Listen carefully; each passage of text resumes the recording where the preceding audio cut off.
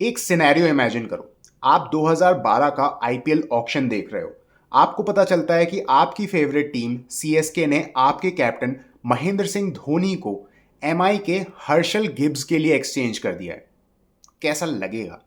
2011 की world cup winning team का captain, CSK का सबसे जानदार player captain cool is being traded for एक 38 साल का past his prime Herschelle Gibbs.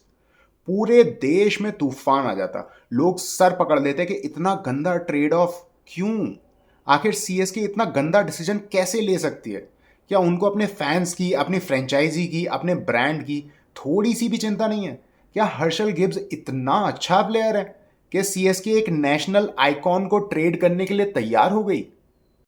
ऐसा ही कुछ हुआ है अमेरिकन बास्केटबॉल में, जहां डेलस मैवरिक्स ने अपने सुपरस्टार लूका डोंचिच, जी हां, डोंचिच को ट्रेड कर दिया है अपनी राइवल टीम एलए लेकर्स के 33 साल के एंथनी डेविस के लिए।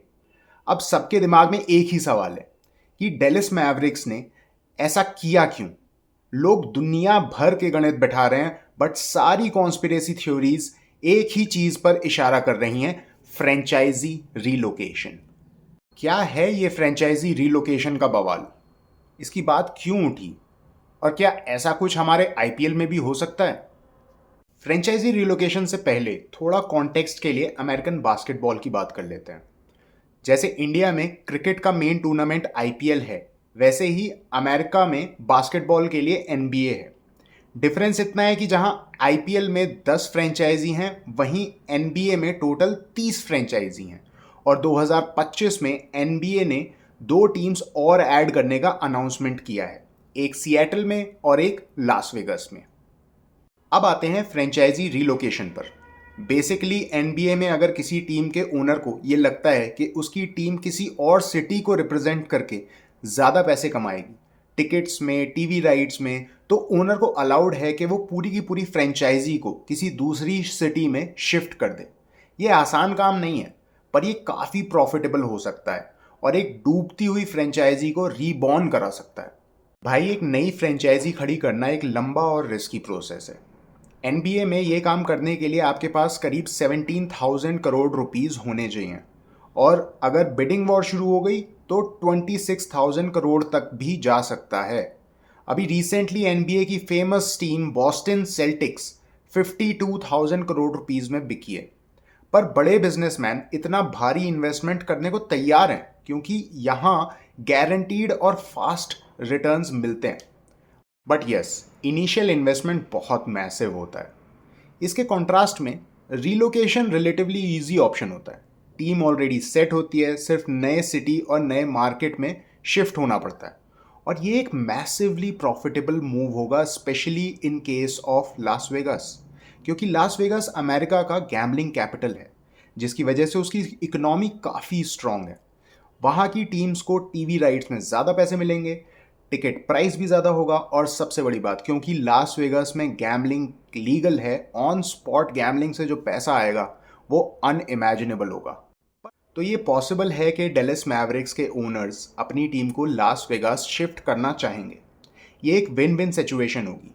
मैवरिक्स को लास वेगास मिल जाएगा और एनबीए लास वेगास के बजाय डेलस के लिए फ्रेश बिड्स अनाउंस कर देगी। पर क्या ये करना इतना आसान है? फैंस का क्या? हर टीम की एक फैन फॉलोइंग होती है जो प्राइमरीली उस सिटी या उस स्टेट से जुड़ी होती है। फैंस को कितना बुरा लगेगा अगर उनकी टीम कल किसी और सिटी को रिप्रेजेंट करने चली जाएगी। इस सिचुएशन में आपको क्या लगता है कि ओनर्स क्या करेंगे? सिंपल आंसर है, फैंस को इतना परेशान कर दो कि वो खुद ही आपको जाने को बोल दें। फैंस से उनका सबसे फेवरेट प्लेयर, उनका धोनी, छीन लो। The franchise player. How are we trading the franchise player? You went to the NBA Finals. Dallas Mavericks 1980 में बनी थी। उनकी 45 इयर्स की हिस्ट्री में सिर्फ 3 बार ऐसा हुआ है कि वो एनबीए के फाइनल्स में पहुंचे हैं, और इसमें से सबसे लेटेस्ट था लास्ट ईयर, और वो भी लूका की वजह से। लूका एक जनरेशनल टैलेंट है, उसको करंटली एनबीए का 3rd बेस्ट प्लेयर माना जाता है। लूका फैंस का फेवरेट भी है। आपको लूका की वैल्यू इस बात से पता चल सकती है कि मैवरिक्स के एक्स ओनर मार्क क्यूबन ने इतना तक बोल दिया था कि अगर उनके पास सिर्फ दो ऑप्शंस बचे हों, लूका को ट्रेड करना या अपनी वाइफ को डिवोर्स करना, तो वो अपनी वाइफ को डिवोर्स देना ज़्यादा पसंद करेंगे। पर मार्क क्यूबन अब मैवरिक्स के मेजॉरिटी ओनर नहीं हैं। नए ओनर्स हैं मरियम एडल्सन और उनकी बेटी और उनका दामाद, जिन्होंने to be very honest publicly announce किया है कि वो अपनी टीम को लास वेगास नहीं शिफ्ट करेंगे और लूका के ट्रेड का इससे कोई लेना देना नहीं है। पर एनबीए में ऐसा पहली बार नहीं हुआ है कि किसी ओनर ने पब्लिकली कुछ और अनाउंस किया हो और विद इन मंथ्स उसका उल्टा ना कर दिया हो। 2017 में एनबीए की एलए क्लिपर्स के ओनर ने बोला था कि उनका star player Blake Griffin for life उनकी टीम के साथ रहेगा और 6 महीने के अंदर उसको ट्रेड कर दिया था। और जैसा कि बोलते हैं ना कि action speaks louder than words, 2023 में डेलस मैवरिक्स खरीदने से पहले एडल्सन ने 108 एकड़ जमीन खरीदी थी लास वेगास के पास, और अब लूका के जाने के बाद जिसने भी सीजन टिकट्स खरीदे हैं उनको $2000 तक का रिफंड भी अनाउंस कर दिया है।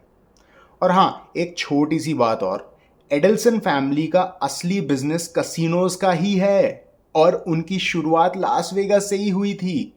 मरियम के लेट हस्बैंड शेल्डन एडल्सन 1988 से लास वेगास में सैंड्स कसिनो के ओनर हैं। तो कुछ तो चल रहा है। अब देखना यह होगा कि क्या अपने स्टार प्लेयर को ट्रेड करना और फैंस का गुस्सा झेलना इन ओनर्स ने सिर्फ मजे के लिए किया है या वो एक्चुअली लास वेगास शिफ्ट हो रहे हैं। अब आते हैं आईपीएल पर। क्या ऐसा कुछ आईपीएल में हो सकता है? Technically the answer is yes. अब मैं बताता हूं कैसे। फ्रेंचाइजी रिलोकेशन पर बीसीसीआई के रूल्स इंटरनेट पर अवेलेबल नहीं है, बट बीसीसीआई जितनी कंट्रोल फ्रीक ऑर्गेनाइजेशन है उनकी परमिशन के बिना यहां कुछ भी नहीं हो सकता। बीसीसीआई का टिकटिंग रेवेन्यू, मीडिया राइट्स और स्पॉन्सरशिप्स पर पूरा कंट्रोल है और बीसीसीआई इन सब स्ट्रीम्स से पैसे कमाता है और फ्रेंचाइजीज को पे करता है, और फ्रेंचाइजीज प्लेयर्स को आगे उनकी वेजेस पे करती हैं। फ्रेंचाइजीज के हाथ में सिर्फ इतना कंट्रोल है कि वो लोकल स्पॉन्सरशिप और मर्चेंडाइज यानी कि टी शर्ट्स एटसेट्रा बेच सकती है। तो रिलोकेशन का पहला काम है बीसीसीआई का अप्रूवल। वो कैसे मिलेगा? पैसा दिखा के। आखिर ये सब पैसे के लिए तो हो रहा है। जैसे अमेरिकन लीग्स में अगर कोई फ्रेंचाइजी रिलोकेट करना चाहती है तो उसको अपने बोर्ड को कुछ फीस देनी होती है। रेडर्स ने एनएफएल को 5000 करोड़ रुपीस सिर्फ रिलोकेशन फीस की तरह दिए थे। तो अगर इंडिया में किसी टीम के पास देने के लिए इतना पैसा है तो शायद बीसीसीआई मान सकता है। दूसरा काम है नई अपॉर्चुनिटीज का आना। जैसे 2021 में बीसीसीआई ने एक्सपेंशन के लिए 7 सिटीज का ऑप्शन दिया था: अहमदाबाद, लखनऊ, इंदौर, गुवाहाटी, पुणे, धर्मशाला और कटक। और इसमें से फाइनली लखनऊ को लखनऊ सुपर जायंट्स मिली और अहमदाबाद को मिली Gujarat Titans. But in case अगर किसी ने धर्मशाला के लिए सक्सेसफुली बिड कर लिया होता तो पंजाब किंग्स का क्या होता? धर्मशाला स्टेडियम पंजाब किंग्स का सेकेंडरी ग्राउंड है। पंजाब किंग्स की हिमाचल प्रदेश में भी फैन फॉलोइंग है, तो उनकी प्रॉक्सिमिटी में एक नई टीम के आने का मतलब है रेवेन्यू लॉस। तो शायद इस केस में पंजाब किंग्स के ओनर अहमदाबाद या लखनऊ रिलोकेट करने की बिड कर सकते थे। बट ये सब हाइपोथेटिकल है। आईपीएल में अभी सिर्फ 10 टीम्स हैं और ऑलमोस्ट सारी की सारी टीम्स की स्ट्रॉन्ग फैन फॉलोइंग है एंड सारी टीम्स अच्छा प्रॉफिट बना रही हैं। कोई भी फ्रेंचाइजी ओनर ऐसा नहीं करेगा क्योंकि अभी तक आईपीएल में ऐसा कुछ नहीं हुआ है। और ये एक वेल स्टैब्लिश्ड फ्रेंचाइजी रिलोकेट करना इंडियन स्पोर्ट्स कल्चर में उतना सिंपल नहीं होगा जितना एनबीए या एनएफएल में होता है। इंडियन फैंस टीम से इमोशनली अटैच्ड होते हैं और आईपीएल का स्ट्रक्चर भी सेंट्रलाइज्ड है जिसमें बीसीसीआई की पावर काफ़ी ज़्यादा है। पर कोई ना कोई तो शुरू करेगा। हार्दिक पांड्या को भी तो मुंबई इंडियंस ले गई ना अनडिस्क्लोज्ड अमाउंट में। फैंस एक साल नाराज रहे बट अभी सब ठीक है।